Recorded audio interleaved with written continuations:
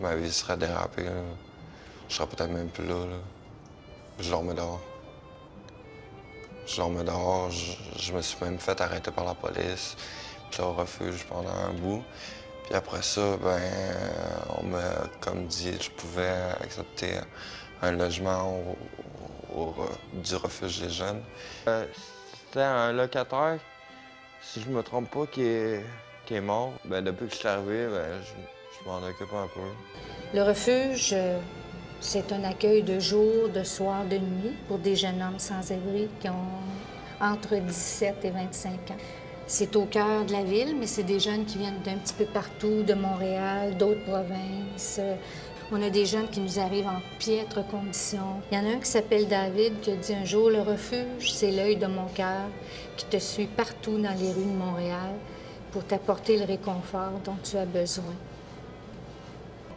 Alors, pour donner une idée, donc quelques chiffres, donc on a 600 jeunes différents qui viennent dans une année. Au fil des ans, on est rendu à 18 033 jeunes. Donc, en 24 ans, on a donc 25 employés, dont 18 intervenants. On a une centaine de bénévoles, bon an, mal an, qui viennent s'impliquer au service des repas, cueillette de vêtements. Pour boucler le budget, on a besoin d'1 500 000 par année. Vous m'avez tendu la main dans les moments les plus pires. Serez-vous là encore demain, que le roman puisse s'écrire? Des mots, des métaphores, juste pour vous dire merci. Les jeunes de la rue sont dans vos cœurs, sont dans vos tripes. Je vous ai parlé de mon vécu, de mes pleurs, de mes scripts. Votre écoute, votre appui, vos conseils, votre support. Je vous oublierai jamais. Ça, c'est sûr et certain. Je vous aime beaucoup. Je vous l'admets. On a qui font de la musique, qui sont musiciens, et il y en a qui écrivent. Quand je vois tous ceux en amour, il y a de quoi qui me manque. Je me pensais faite pour être seule, il y en a beaucoup qui se mentent.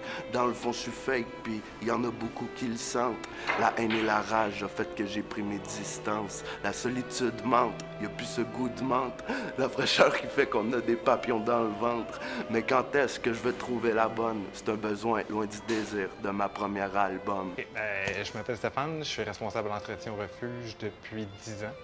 Puis avant ça, j'ai été usager pendant 2 ans en and off, à peu près. Un coup que je m'en suis sorti, je suis venu rendre service ici. Une fois, ils ont eu besoin d'un remplacement pour 3 semaines à la cuisine. Puis 10 ans plus tard, j'étais encore là, fait que le remplacement s'est prolongé un petit peu. Et là, après 10 ans, j'ai ma blonde, j'ai les enfants, j'ai ma famille, j'ai tout ça. Et donc, c'est à ce moment-là qu'on a mis sur pied un projet de logement social avec soutien communautaire. Ça, c'est le jargon. Ça veut dire, dans le réel, qu'un jeune, après un passage au refuge ou plusieurs passages au refuge, qui vit beaucoup d'instabilité, donc on lui fait une proposition à savoir s'il veut avoir accès à un logement, et là, il devient locataire. Paye un loyer, c'est l'étiquette de locataire et étiquette de citoyen. Ça, c'en est un auquel ils tiennent.